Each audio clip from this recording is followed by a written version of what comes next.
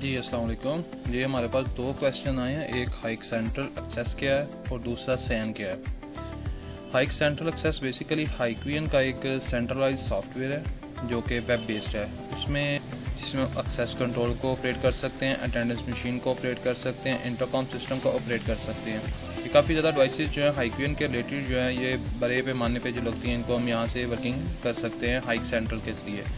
इसमें कैमरास की अगर बात करते हैं तो कैमरास के हम रिकॉर्डिंग वगैरह को भी सेव कर सकते हैं। हम किसी इन्वेस्टिगेशन के पर्पज़ के लिहाज से या इसको हम सेंट्रलाइज करना चाहें काफ़ी ज़्यादा डिवाइसेस को मल्टीपल लोकेशन से, तो फिर भी हम हाइक सेंट्रल को यूज़ करके ये सारा का सारा काम कर सकते हैं।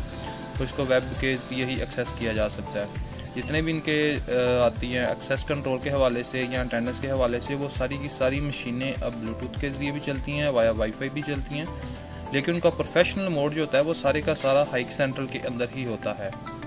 अदर इज़ सैन जो है वो हमारे पास स्टोरेज एरिया नेटवर्क है। जैसे हम पीसी को यूज़ करते हैं या सर्वर्स हमारी ऑर्गेनाइजेशंस के अंदर होते हैं, तो उनका नेटवर्क को एक्सेस करने के लिए हमें बड़े से बड़े सर्वर्स को जो है वो रनअप करना पड़ता है। अगर एक हमें सिंगल डाटा चाहिए तो वो अदर सर्वर के पास जा रहा है, कोई दूसरा डाटा चाहिए वो अदर सर्वर के पास जा रहा है।